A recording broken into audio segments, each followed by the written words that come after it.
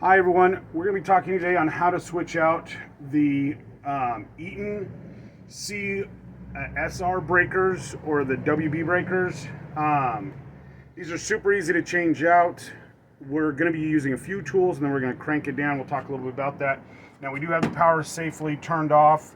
We've got our breaker off here. Make sure you always turn off your breaker before the utility pulls the meter. The utilities pull the meter, they're off to the side waiting for us to get done real quick. So we're going to start with making sure we're off here. I always, just because of the era we're in right now, go ahead and wiggy both sides or use my sniffer. And we've already checked this with an actual meter, but I just wanted to prove that we had done that. There's a couple little breakers. So the first one here, we have one screw down in the very, very back that holds the breaker in place. Now these breakers can be in any configuration, but they always have this screw. Now this one happens to be a 1/4 inch, so make sure you got your 1/4 inch also with you, just in case. Some of them will be 5/16, some of them will be 1/4, and I always recommend having one that has that magnetic tip on there. Now once we've done that, we want to go ahead and loosen everything up, and we can do that with our Allen wrenches, and it's a 1/4 inch Allen wrench for both the bottoms. That can change, and I've seen it change a little bit, but most of the time it is a 1/4 inch.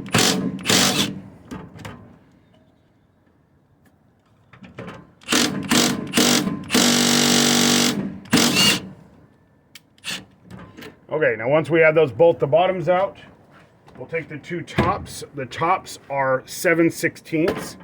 So we're gonna go ahead and pop the 7/16 nuts off. Unfortunately, this used to be a magnetic tool, but is no longer. If you guys can find these really nice these tips from Klein, they are very nice. A little tip like this makes it a little easier.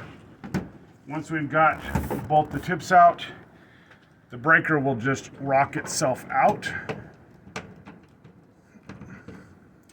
And it is a little hard to get these out because this particular version is probably the hardest of all the versions to get out, because it does have to go right on top of the wires that are already there.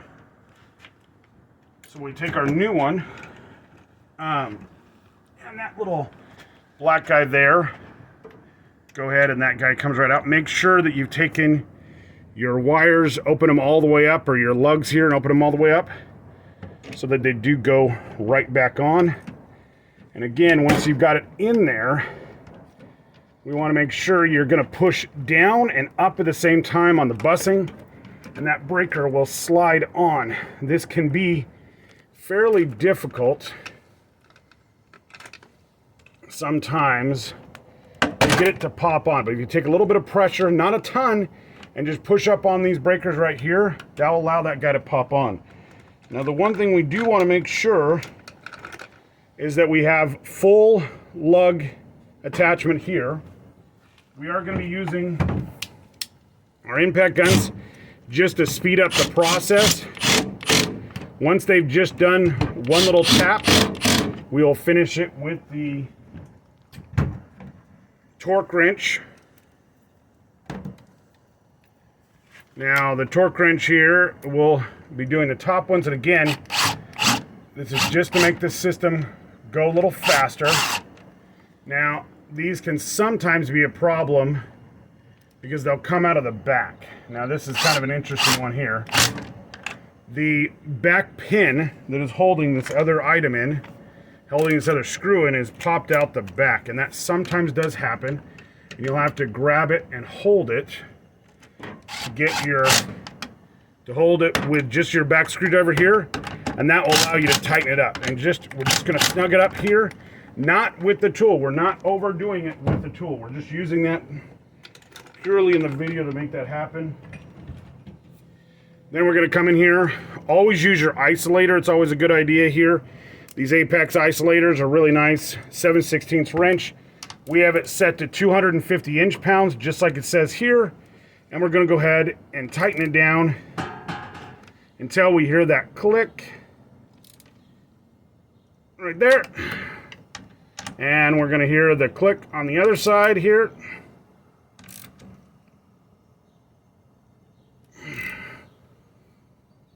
And there.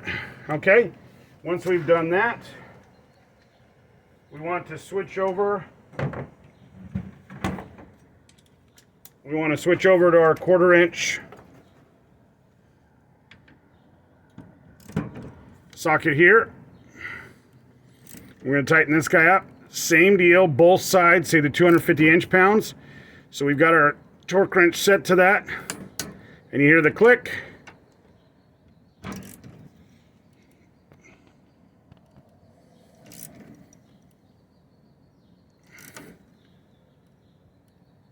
And there we go with the click. Perfect. So we got those. Like I said, a lot of times what I'll do is I'll make sure. Ready? Okay, so now that we've got our torque wrench set, how do we know 250 inch-pounds versus foot-pounds? Because most of your 3/8 torque wrenches are going to be done in foot-pounds. Make sure you divide by 12.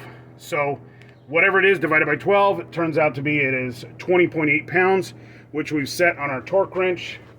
Once we've got this all done, I'm going to go ahead and put back in our part here that allows it to be tightened up. And we make sure the meter is back installed before we go ahead and install the rest of it. And all we have now is just the little screw here to make sure it stays tight. Tighten that guy up, and that should just be finger, just snugged up. Does not have to be over tight, just keeping the breaker from coming back out. We'll go ahead and install this last piece once we're all done. And this one was done for a D-rate for a solar project, but these are really easy breakers to take out. Like I said, 7/16 on top, 1/4 inch on the bottom, and then a 1/4 inch or 5/16 screw is holding it in. Make sure you turn this off before we install the meter again. If you don't do that, you have run the possibility of having it explode. So you don't want to have that on. So make sure it's off, and it's always a good idea to test continuity between the two to make sure the new breaker is actually off. And before we have the meter plugged back in, we always put the cover back on because we do not work on live circuits. So as always, guys, have a great day. Thank you so much.